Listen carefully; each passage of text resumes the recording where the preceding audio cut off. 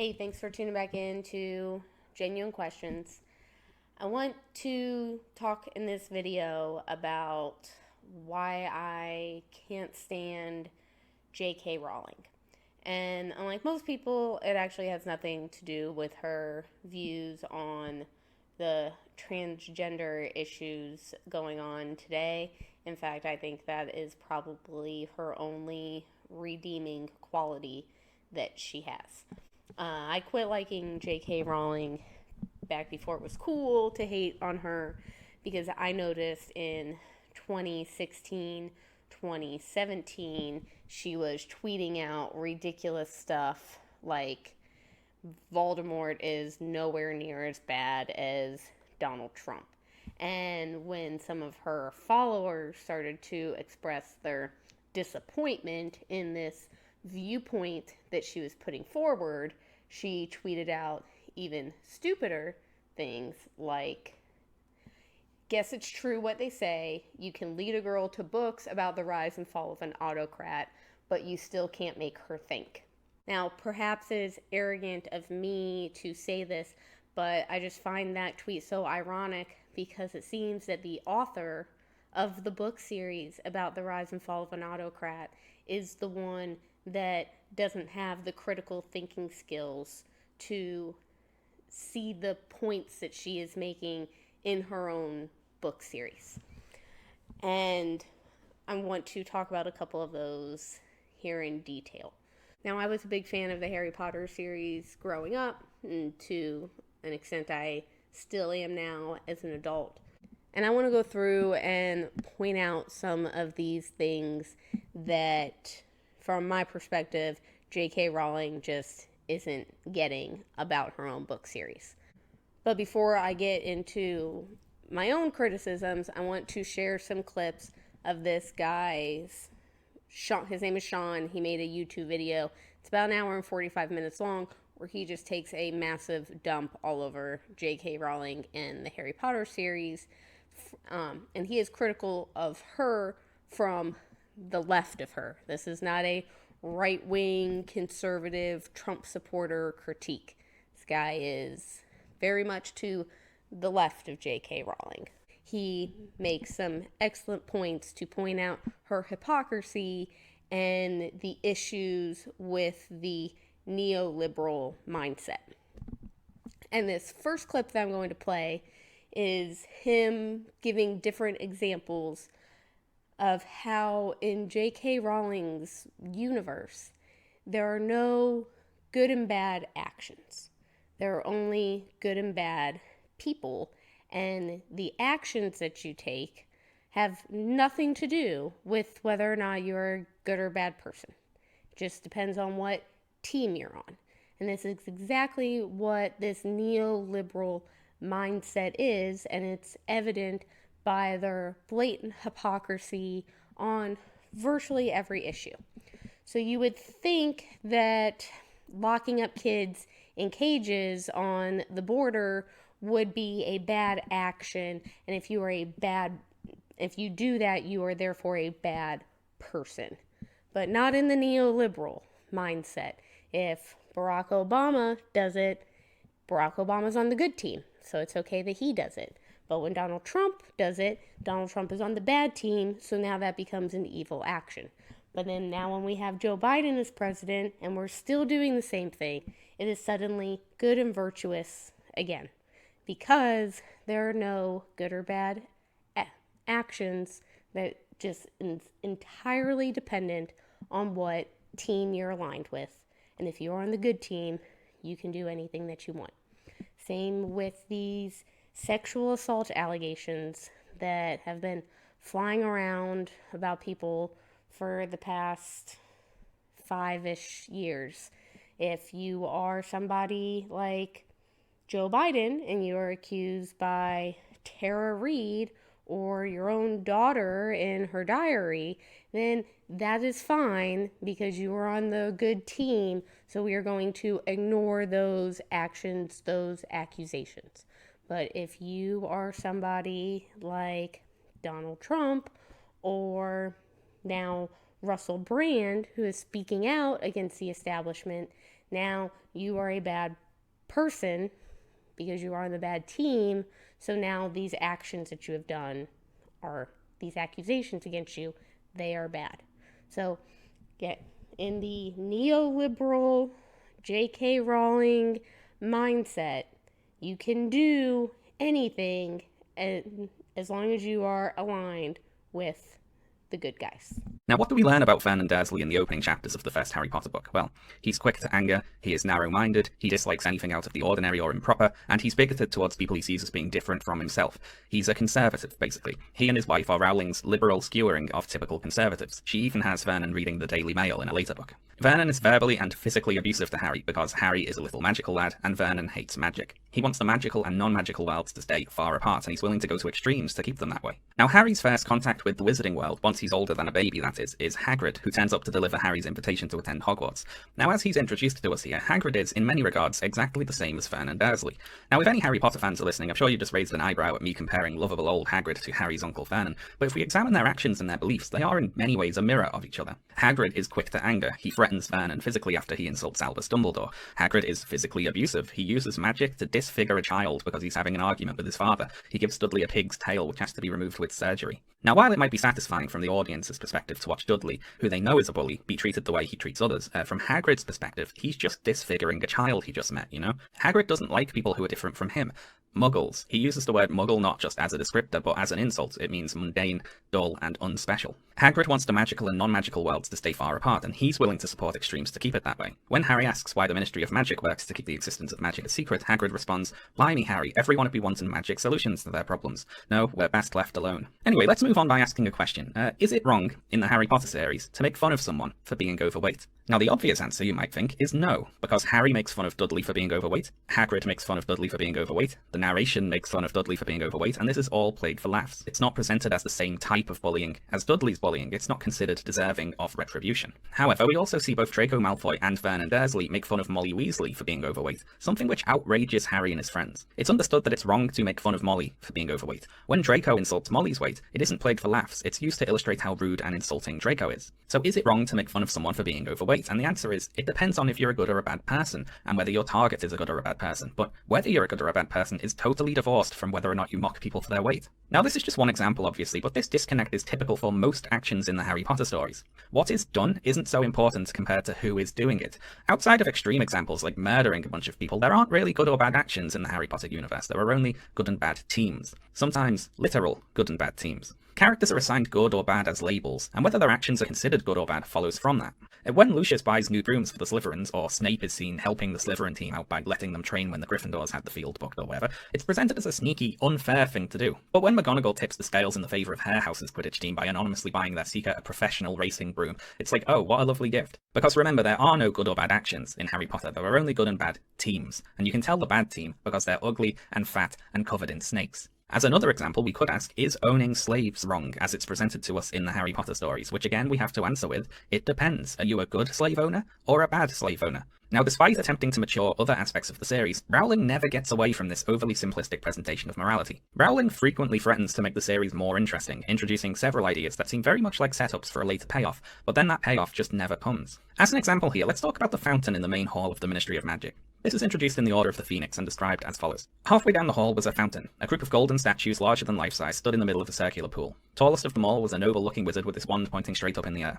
Grouped around him were a beautiful witch, a centaur, a goblin, and a house elf. The last three were all looking adoringly up at the witch and wizard. Now, if you get wizard supremacist vibes from this statue, you're supposed to. This is all a conscious reference to real-world statues that give off white supremacist, colonialist vibes, featuring usually white men in positions of power, lording over their presumed inferiors. So in this statue, you've got a wizard holding up his wand, the symbol of his power, above the lesser races who are forbidden by the Ministry of Magic to use wands themselves. That's an idea introduced in Book 4. The House Elves are a slave race, the Centaurs are classified as beasts and restricted to particular territories, even the Goblins, who run the wizard banking system, don't have equal rights. This statue is a literal monument to the hypocrisies and inequalities in the wizarding world, and it's here that Voldemort is revealed to the world because it's from this inequality and hypocrisy that he draws his power. It turns out that not all evil in the world stems from Voldemort, quite the opposite in fact. Voldemort's authoritarian violence and desire for control is merely an extension of the systems that already exist in the world. The Ministry has no argument argument against Voldemort on an ethical level. The wizards own slaves, they run a torture prison, they deny equal rights to non-wizards. There are actually repeated worries in the novels that Voldemort will draw various races of creatures to his side, specifically because he might be able to offer them a better life than what the wizard supremacist ministry is currently imposing upon them. We even learn later that Voldemort was able to literally get away with a murder he committed by framing a house elf, something he knew would not be investigated due to discrimination against house elves. So the systemic inequalities and discrimination in the wizarding world enforced by the Ministry of Magic are providing both the opportunity and ideological groundwork for Voldemort to rise to power. Crucially, Voldemort's ideal world isn't fundamentally different to the one currently enforced by the Ministry.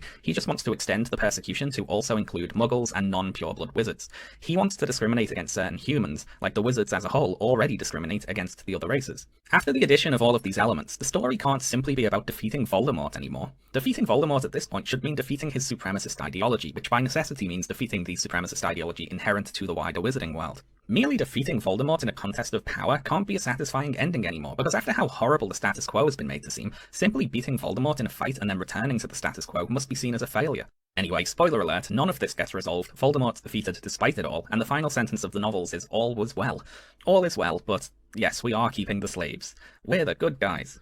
So I did speed up the playback on the clips I made of this guy's video, just to get through them a little bit faster, but what he pointed out in that last clip, besides the obvious hypocrisy of, your actions don't make you a good person, you're just predetermined, or if you're on the good team or the bad team, you can essentially do or not do whatever you want. And the other example that he gave is, are you a good slave owner or a bad slave owner?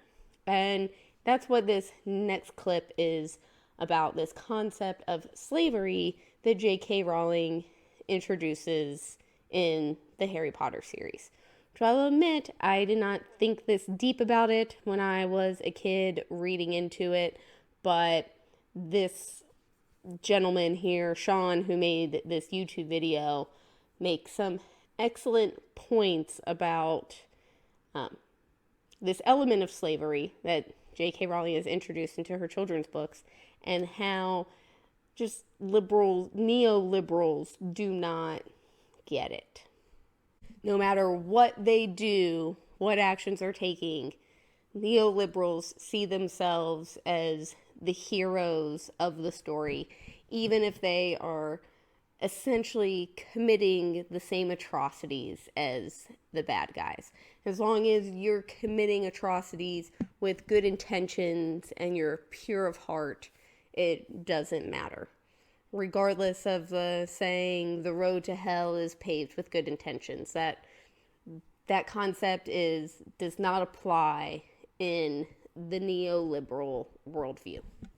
Now, if you read the Harry Potter books as a child and haven't returned to them as an adult, or if you've only seen the movies and have never read the books, be prepared for an experience, because the slavery stuff in the Harry Potter books gets really weird. So Rowling introduces slavery in the second book, The Chamber of Secrets. We're introduced early on to Dobby, a house elf, who is a slave owned by Draco Malfoy's family. He's treated very poorly, and if he disobeys the orders of his master, he's forced to physically abuse himself as punishment. Harry is shocked by all this, and responds by sympathizing with Dobby, using his experience of being treated poorly by the Dursleys. He wonders why Dobby doesn't escape, he offers to do something to help. This is all a normal reaction to suddenly finding out that slavery exists in the wizarding world. Now, at the end of the novel sees Harry trick Lucius Malfoy into releasing Dobby, and key here is that Dobby is happy to be released. It was set up that Dobby does not like being enslaved, and then at the end of the novel, the payoff is that Harry frees him. See, Rowling can do the setup and payoff sometimes. Harry freed Dobby, but Dobby isn't the only slave in the world, is he? So what's going on there? Can we get a follow-up, please, JK, to the fact that the wizards keep slaves? And what Rowling decided to do here was, to put it lightly, ill-advised. So in The Goblet of Fire, 2 books after The Chamber of Secrets, she introduces the positive aspects of slavery. You see, the house elves actually like being enslaved, and it would be bad, even cruel, to free them. We're introduced early on to Winky, another house elf slave who is again treated very poorly, but she doesn't want to be freed. And when she is freed, as a punishment, she falls into a state of depressed, listless alcoholism. And that's it, that's the conclusion to Winky's story. She was a slave, she was freed, she becomes a depressed addict. And having shown us the evils of ending slavery, Rowling then takes aim at those who would seek to force this horrible state of freedom upon the slaves. You see, Hermione gets a bee in her bonnet about the existence of slavery in the wizard world, and she's particularly irked by the fact that Hogwarts runs on slave labour. The cooking and housekeeping is carried out by a whole bunch of unseen house elf slaves. Hermione creates an organisation to campaign for the freedom of the slaves, which is given a silly name, Spew, and for the trouble she's roundly mocked by basically everyone, including her friends. Hermione trying to free the slaves in a very haughty way, she's very haughty about slavery, is played for laughs. It's an ongoing element of supposed comic relief. This is all built on top of the audience's singular previous encounter with slavery prior to the fourth book, which is Dobby. Now, Dobby didn't like being enslaved, and he was happy to be freed, which becomes confusing once Rowling tries to backpedal and say, actually, the elves like slavery, because Dobby's an elf, and he doesn't like slavery, and she deals with this by saying that Dobby's just weird. And I want to talk about the scene in which we find out that Dobby is weird for not wanting to be a slave, because it really highlights just how poorly thought out this whole slavery bit is. So Hermione asks Hagrid to join her elf activism group, to which Hagrid responds, "It'd be doing them an unkindness, Hermione. It's in their nature to look after humans. That's what they like, see? You'd be making them unhappy to take away their work and insulting them if you tried to pay them." But Harry set Dobby free, and he was over the moon about it, said Hermione, and we hear he's asking for wages now.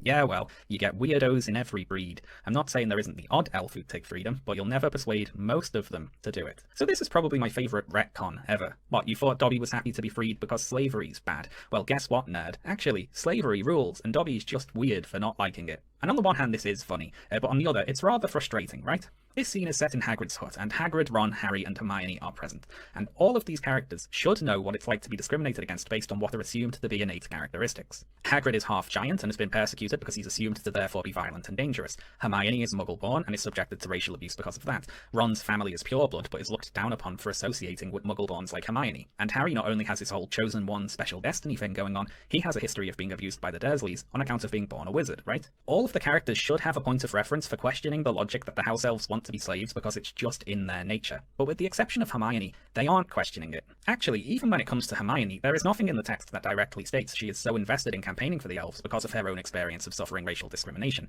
I doubt Rowling would have intended or even noticed that possibility. Hermione is supposed to be functioning here solely as a haughty busybody who is the punchline of a joke. So, as Rowling writes it, we're to understand that it's wrong, for instance, for people to assume Hagrid is violent because he is a giant, because it's wrong to judge him on the basis of his race rather than his actions. But it's okay to assume the house elves, on the basis of their race, want to be slaves, even though some of them, demonstrably, do not want to be. It's in their nature to look after humans, and if they say otherwise, they're just being weird. So, time for an obvious statement here. This assumption that the elves should be naturally subservient because of their race is racist, right? I mean, that's what racism is, isn't it? So are the characters who make that argument just racists? Now, the Harry Potter series has something of a limited understanding of racism, and I don't mean intentionally limited in that it's a series aimed at children and teens, and therefore isn't going to be that complicated. No, I mean limited in that the author just doesn't really understand racism. Now, don't get me wrong, Rowling understands that racism is bad, and she often makes her characters who are the bad guys be racists, but where she trips up is when she tries to understand and counter that racism. And to show you what I mean, let's talk through a couple of instances of racism in the books. So Harry's first encounter with racism in the wizard world is when he meets Malfoy in Diagon Alley in Book 1, and Malfoy states that he thinks Hogwarts shouldn't admit witches and wizards from Muggle families. And upset Harry tells Hagrid about this later, and Hagrid says, "You're not from a Muggle family. You're Harry Potter. Everyone knows you belong here." Hagrid is saying basically, don't worry, that racist wasn't talking about you. Now, that's not too great of a reply, obviously, but Hagrid has another up his sleeve. He says, "Anyway, what does he know about it? Some of the best I ever saw were the only ones with magic in them in a long line of muggles. Look at your mum. Look at what she had for a sister." And a similar scene takes place in Book 2 after Hermione is called a mudblood by Malfoy. Ron, explaining what mudblood means, says, "There are some wizards, like Malfoy's family, who think they're better than everyone else because they're what people call pure blood. The rest of us know it doesn't make any difference at all. Look at Neville Longbottom. He's pure blood and he can hardly stand a cauldron the right way up." And then Hagrid chimes in saying, "And they haven't invented a spell our Hermione can't do." This is Rowling's counter-argument to the racism in her books. Racists are technically incorrect on the facts, which is weak by itself. You see, when racists say they're better than other people, they don't actually mean more skilled. They mean fundamentally better. They are worth more as people by default. To a wizard world racist, Neville Longbottom is worth more than 1,000 Hermiones because he is pure blood, so he is better. Racism, as presented by the Harry Potter series, is a conscious decision people make. A character will choose to be racist because they believe in some flawed idea. They have an incorrect belief about the world. Racists say Muggleborns are worse at magic, but look, Hermione is really good at magic, and Neville is rubbish. Therefore, racism is wrong. Now this is a poor counter-argument because it accepts the logic of the racists, it just disagrees with their conclusion. And what does this say to Hermione exactly? You know, if you were bad at magic, Malfoy would be right to be racist about you. It's a good job you do your homework, Hermione. And in fact, when the good characters do agree with the logic of the racism, i.e. house elves are naturally subservient and slavery is the best thing for them, then it's not considered to be racism at all, it's just common sense. In J.K. Rowling's writing, the real bigotry is not, for example, believing in a hierarchical worldview with a natural slave race. Bigotry is more just being rudely incorrect. Hagrid, for instance, can argue in favour of slavery perfectly politely. On the other hand, it's Hermione who is presented as obnoxious and rude. She is the one with the bad attitude. In the slavery debates in the books, Harry is mostly just a a passive, thoughtless observer. Hermione obviously opposes slavery very strongly, and Ron finds this laughable and mocks her for it, and claims that slavery is acceptable because the elves like it. But Harry, our point of view character, just sits there silently, not thinking anything for the most part. When he does voice an opinion, it's only to wonder when Hermione is gonna give up on the activism thing. He doesn't appear to have any strong opinions other than Hermione should stop talking about it. Even when Harry finds out that Professor Slughorn has been using a Hogwarts house elf to test his drinks for deadly poison, this is after one of his drinks was actually poisoned, by the way. Harry's only thought is how outraged Hermione would be if she heard about that. When our hero, Harry Potter, hears that his teacher is testing what is potentially fatal poison on slaves, he just thinks, wow, it's a good job Hermione isn't here, because she'd probably be really annoying about this. So now in this last clip that I have from Sean's video, he is going to explain why neoliberals have such a narrow, self-centered view of the world and the systemic issues that we face every day.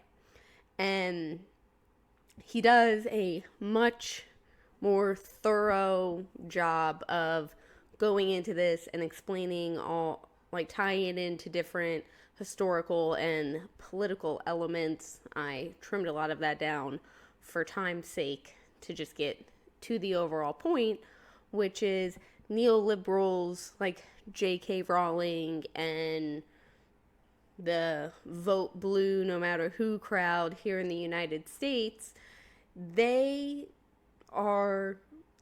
can't really support any fundamental or systemic change because ultimately their purpose is to prop up the establishment and the status quo. That their biggest issue is not the problems with the system, they just want to have the good guys in charge. And as we remember from these last two clips I just showed, there's the good guys oftentimes do the exact same things as the bad guys, just to a neo-liberal, vote blue no matter who Democrat, as long as it's somebody who they perceive as being on the good team is the one doing it, the actions are justifiable and excusable. They don't really have a problem with the actions, they just want to be the ones at the helm and running the show.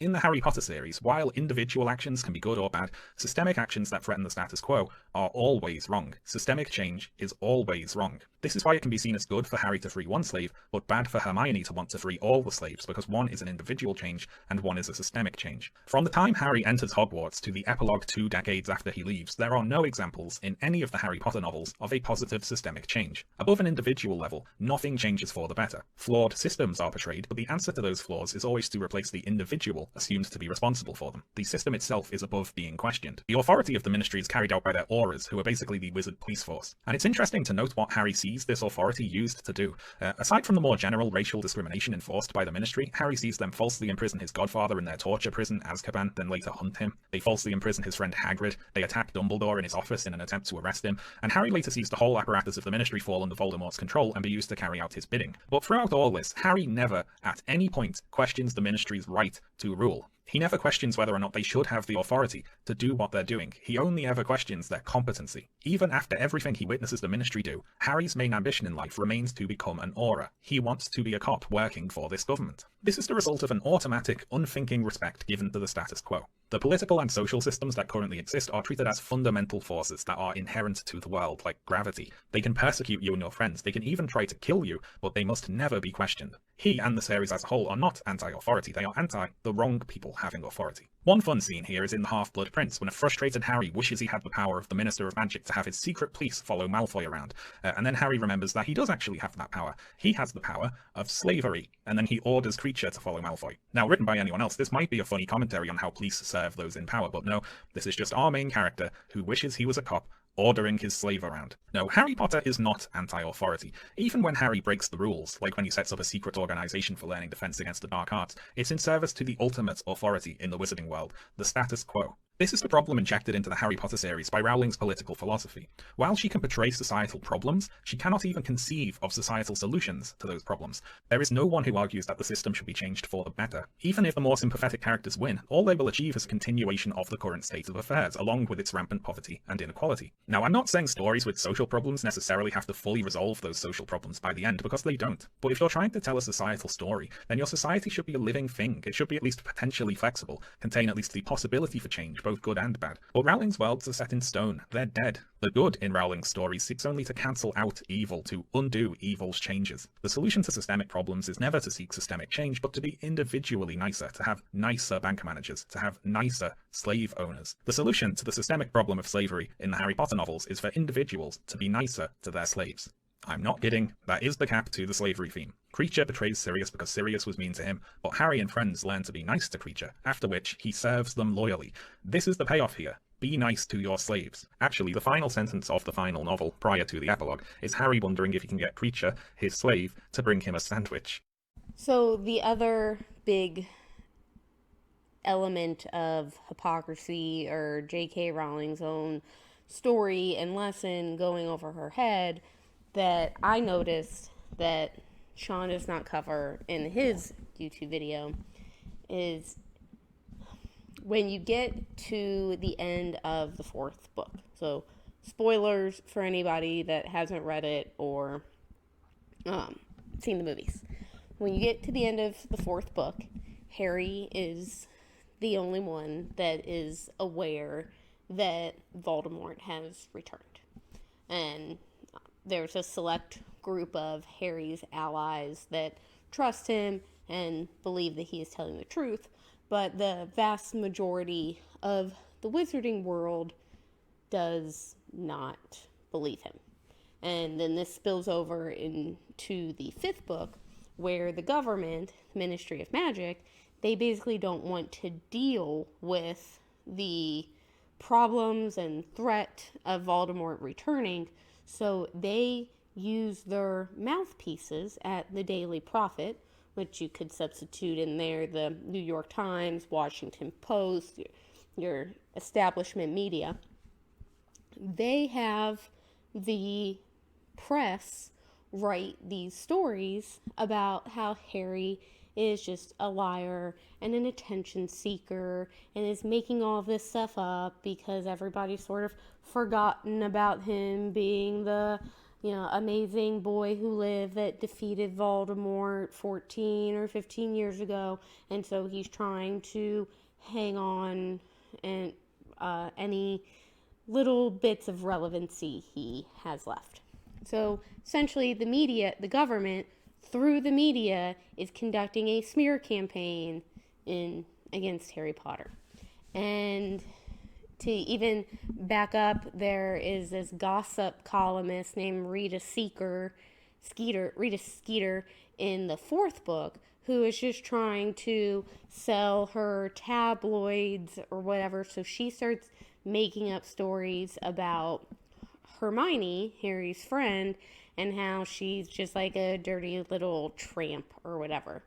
And Ron's mom, Molly Weasley, reads these tabloids and believes not what she knows about this child that has spent summers at her house and is one of her children's best friends. She chooses instead to believe the gossip that she is reading in the tabloids instead of using her own knowledge and worldview to shape her opinion of this girl, Hermione. She'd rather believe what she reads.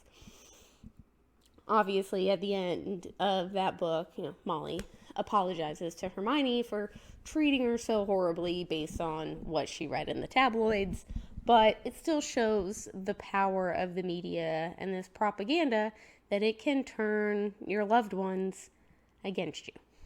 And this goes on into the last Harry Potter book, where it is actually Harry Potter and his friends who are the freedom fighters at this point, because now Voldemort is back in full force and everybody's aware of it, but because they tried to keep that knowledge suppressed for so long, it's now too late and there's nothing they can do about it. He's been able to take over control of pretty much every aspect of the government.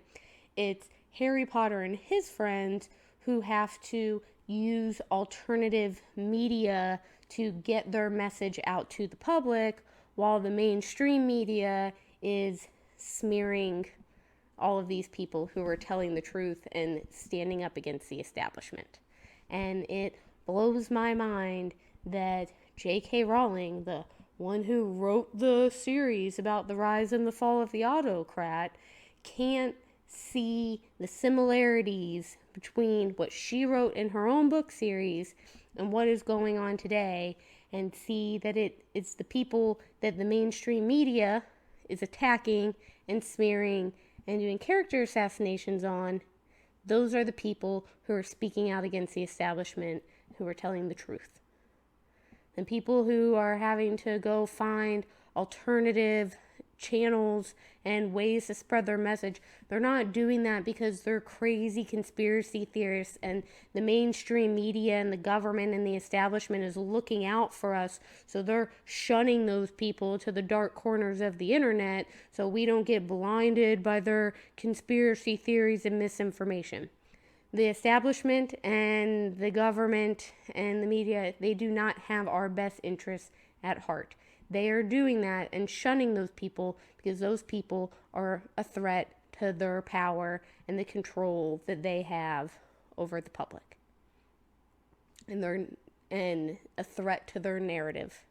So to so smugly talk down to fans of yours and act like they are stupid and they don't know how to think, while you are missing these parallels between what is going on in the present day, which you wrote in your own book series, is one of the more arrogant things that I have seen in modern times. And it is quite disappointing that somebody who I did think wrote pretty imaginative and epic book series, and for now a lot of this to be playing out right in front of our eyes, and she is actually on the side of the establishment, the people that were the bad guys, and she doesn't recognize that, is astounding to me.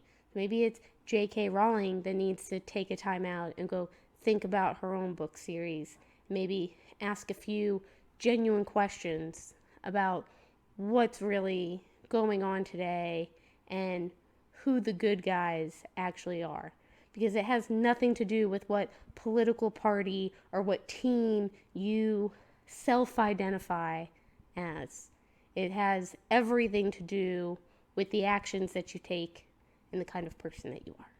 And if the actions that you're supporting are to censor people who disagree with you and to criminalize your political opposition and to shut down the bank accounts of people that are protesting for causes that you don't like, or ostracizing people from society who are refusing to participate in bullshit government mandates, then you cannot, with a straight face, convince anybody other than people that already agree with you and have your same authoritarian mindset that you are one of the good guys.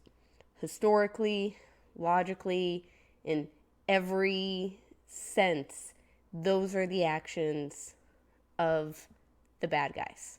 And they always will be, regardless of what political party you identify as or what you call yourself or what team you're affiliated with. Those are the actions you support. You are not on the right side of history.